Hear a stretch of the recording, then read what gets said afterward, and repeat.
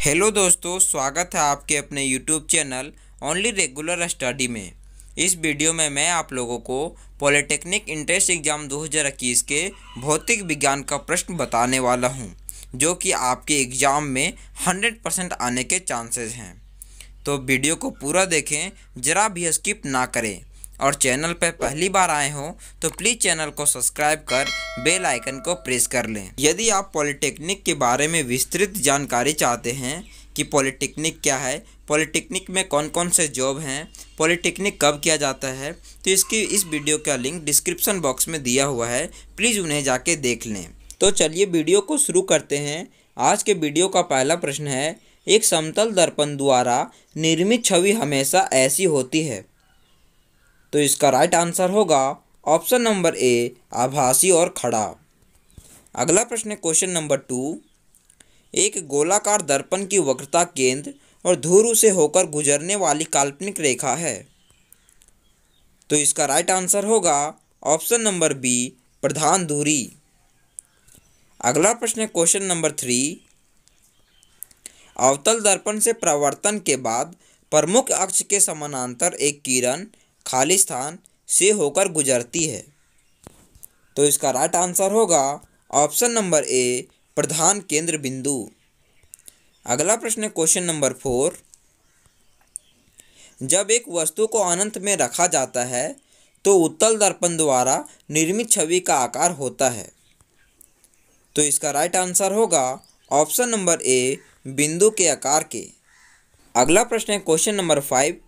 दंत चिकित्सक द्वारा रोगियों के दांतों की बड़ी छवियों को देखने के लिए उपयोग किए जाने वाले दर्पण का प्रकार है। तो इसका राइट आंसर होगा ऑप्शन नंबर ए, नतोदर। अगला प्रश्न है क्वेश्चन नंबर 6। दिए गए माध्यम युग्म के लिए अपवर्तनांक कोण के ज्या और अपवर्तनांक कोण की ज्या का अनुपात स्थिर है।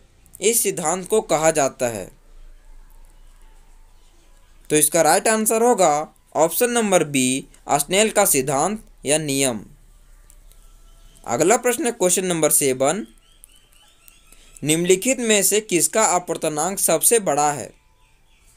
तो इसका राइट आंसर होगा ऑप्शन नंबर सी, हीरा। अगला प्रश्न है क्वेश्चन नंबर 8।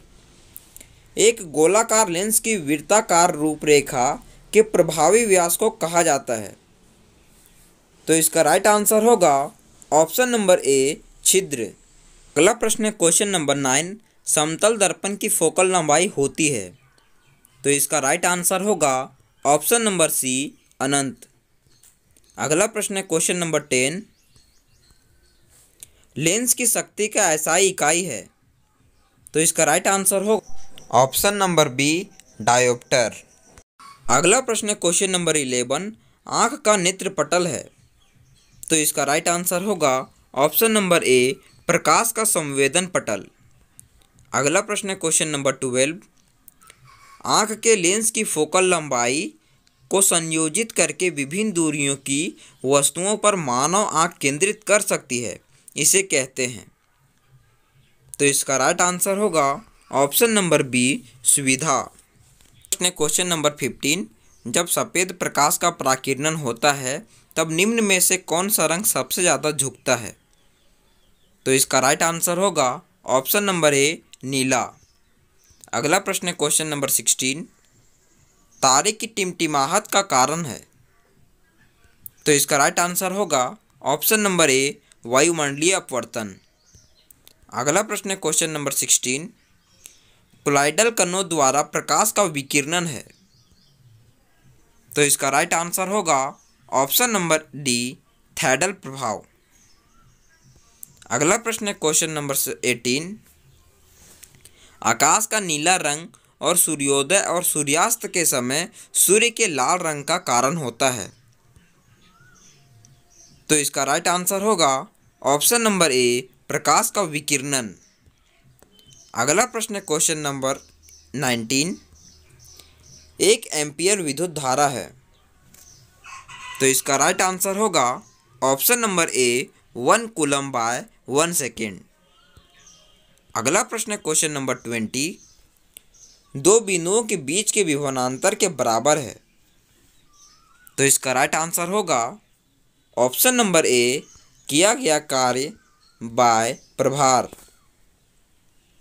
अगला प्रश्न है क्वेश्चन नंबर 21, विभवांतर का एसआई इकाई है। तो इसका राइट आंसर होगा ऑप्शन नंबर बी, वोल्ट। अगला प्रश्न है क्वेश्चन नंबर 22, 1 ओम के बराबर है। तो इसका राइट आंसर होगा option number C, 1 volt by 1 ampere. अगला प्रश्न है क्वेश्चन नंबर 23, यदि धातु के तार की लंबाई दोगुनी कर दी जाए तो तार का प्रतिरोध क्या होगा। तो इसका राइट आंसर होगा ऑप्शन नंबर बी, दुगुना होता है। अगला प्रश्न है क्वेश्चन नंबर 24, प्रतिरोधकता का एसआई इकाई है। तो इसका राइट आंसर होगा option number A, ohm metre. अगला प्रश्न है क्वेश्चन नंबर 25, जब प्रतिरोधकों को श्रृंखला में जोड़ा जाता है तब। तो इसका राइट आंसर होगा ऑप्शन नंबर ए, प्रत्येक प्रतिरोधक की विद्युत धारा परिपथ के विद्युत धारा के समान होती है। अगला प्रश्न है क्वेश्चन नंबर 26, जब दो प्रतिरोध R1 और R2 को समानांतर जोड़ा जाता है तो समानांतर संयोजनों का समतुल्य प्रतिरोध Rp है। तो इसका राइट आंसर है option number A, Rp is equal to R1 plus R2 by R1 into R2। अगला प्रश्न है क्वेश्चन नंबर 27, जोल के ऊष्मा के सिद्धांत के अनुसार विद्युत धारा के कारण निर्मित ऊष्मा खाली स्थान के द्वारा दी जाती है। तो इसका राइट आंसर होगा option number A, H is equal to I square RT। अगला प्रश्न है क्वेश्चन नंबर 28, 1 वाट विद्युत शक्ति के बराबर है। तो इसका राइट आंसर होगा option number A, 1 watt is equal to 1 volt into 1 ampere. अगला प्रश्न है क्वेश्चन नंबर 29, विद्युत ऊर्जा का व्यावसायिक इकाई है। तो इसका राइट आंसर होगा ऑप्शन नंबर ए, किलोवाट घंटा। अगला प्रश्न है क्वेश्चन नंबर 30, तार का प्रतिरोधकता। तो इसका राइट आंसर होगा ऑप्शन नंबर बी, उसके अनुप्रस्थ काट के क्षेत्रफल से व्युत्क्रमानुपाती होती है। अगला प्रश्न है क्वेश्चन नंबर 31, ब्रेड टोस्टर और विद्युत इस्त्री जैसे विद्युत गर्मी के उपकरण के संवहक शुद्ध धातुओं के बजाय मिश्र धातुओं द्वारा बनाए जाते हैं क्योंकि। तो इनका राइट आंसर होगा ऑप्शन नंबर बी, मिश्र धातुओं की प्रतिरोधकता अधिक होती है। प्रश्न है क्वेश्चन नंबर 32, एक क्षैतिज विद्युत शक्ति के तार के माध्यम से एक विद्युत धारा पूर्व से पश्चिम दिशा में प्रवाहित होती है। विद्युत शक्ति तार के सीधे नीचे की बिंदु पर चुंबकीय क्षेत्र की दिशा होती है। तो इसका राइट आंसर होगा ऑप्शन नंबर ए, उत्तर से दक्षिण की ओर। अगला प्रश्न है क्वेश्चन नंबर 33, N घुमाव वाले विद्युत धारा वहन करने वाली गोलीय कुंडली के कारण चुंबकीय क्षेत्र होता है। तो इसका राइट आंसर होगा ऑप्शन नंबर बी, N बार के रूप में बड़ी मात्रा में एकल बारी द्वारा उत्पादित। क्वेश्चन नंबर 34, परिनालिका के अंदर उत्पादित मजबूत चुंबकीय क्षेत्र का उपयोग कुंडली के अंदर रखे गए चुंबकीय सामग्री जैसे नरम लोहे के टुकड़े को चुंबकित करने के लिए किया जाता है। जो चुंबक बनता है उसे कहा जाता है। तो इसका राइट आंसर होगा ऑप्शन नंबर ए, विद्युत चुंबक। अगला प्रश्न है क्वेश्चन नंबर 35, विद्युत धारा वहन करने वाले एक लंबे सीधे परिनालिका के भीतर चुंबकीय क्षेत्र होता है। तो इसका राइट आंसर होगा ऑप्शन नंबर डी, सभी बिंदुओं पर समान होता है। अगला प्रश्न है क्वेश्चन नंबर 36, फ्लेमिंग के बाएं हस्त के नियम के अनुसार तर्जनी खाली स्थान की दिशा दर्शाती है। तो इसका राइट आंसर होगा ऑप्शन नंबर बी, चुंबकीय क्षेत्र। अगला प्रश्न है क्वेश्चन नंबर 37, वह उपकरण जो किसी परिपथ में विद्युत धारा उपस्थित का पता लगाता है उसे कहते हैं। तो इसका राइट आंसर होगा ऑप्शन नंबर बी, गैल्वेनोमीटर। अगला प्रश्न है क्वेश्चन नंबर 38, विद्युत जनरेटर के कार्य के तहत बुनियादी घटना है? तो इसका राइट आंसर है ऑप्शन नंबर ए, इलेक्ट्रोमैग्नेटिक इंडक्शन। अगला प्रश्न है क्वेश्चन नंबर 39। तांबे के तार का एक आयताकार कुंडली एक चुंबकीय क्षेत्र में घुराया जाता है। प्रेरित विद्युत धारा की दिशा प्रत्येक ... में परिवर्तित होती है।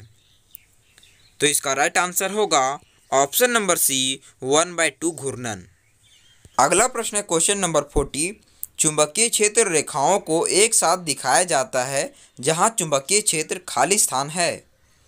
तो इसका राइट आंसर होगा ऑप्शन नंबर ए, मजबूत।